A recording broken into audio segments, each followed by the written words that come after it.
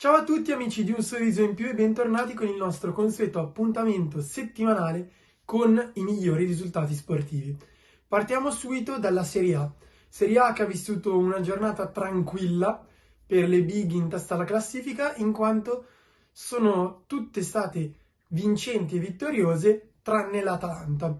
Atalanta che ha perso 2-1 a Bergamo contro il Lecce, seconda sconfitta su due partite contro i salentini, entrambe con lo stesso risultato. La squadra di Baroni si può dire che ormai è la bestia nera dei bergamaschi. Vittoria netta e convincente per il Napoli in testa alla classifica per 2-0, che così mantiene il vantaggio. Al secondo posto rimane l'Inter, un Inter che ha vinto per 3-1 contro l'Udinese, una partita più difficile di quanto dica il risultato, dato che i nerazzurri erano andati in vantaggio 1-0 col rigore di Lukaku, ma erano poi stati raggiunti prima della fine del primo tempo da Lovric. Nel secondo tempo è servito un grandissimo contropiede con uno splendido tiro di controbalzo di Mkhitaryan a sbloccare il risultato. È arrivato poi nel finale il 3-1 di Lautaro Martinez. Al terzo posto, a pari punti, ci sono il Milan, vittorioso per 1-0 contro il Monza, terzo 1-0 consecutivo, dopo quelli contro Torino e Tottenham. A pari con lui anche la Roma, che ha vinto 1-0 contro l'Hellas Verona.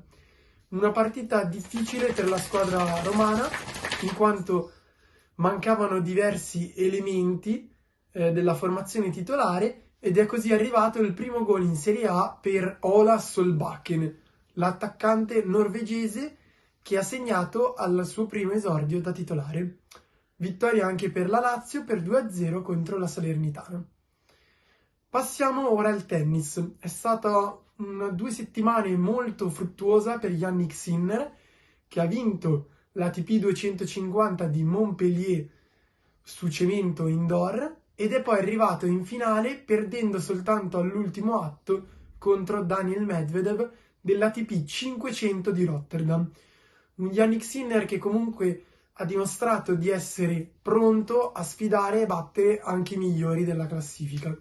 Infatti, nel corso del torneo di Rotterdam ha battuto il numero 3 Tsitsipas e sua bestia nera, in quanto finora non l'aveva ancora battuto.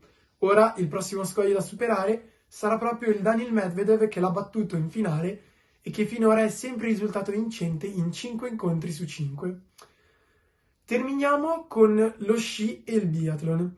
Infatti sono finiti i mondiali di sci, l'Italia ha portato a casa 4 medaglie, di cui 2 d'oro, marchiate da Federica Brignone in combinata nordica e da Marta Vassino in Super G. Ma è nel biathlon dove è arrivata la medaglia più clamorosa. Infatti le azzurre della staffetta femminile hanno battuto le padrone di casa della Germania per un oro che l'Italia non aveva mai vinto. Complimenti alle ragazze. Per questa settimana è tutto. Ci vediamo settimana prossima con Passione Sportiva di Mattia. Un saluto a tutti. Ciao!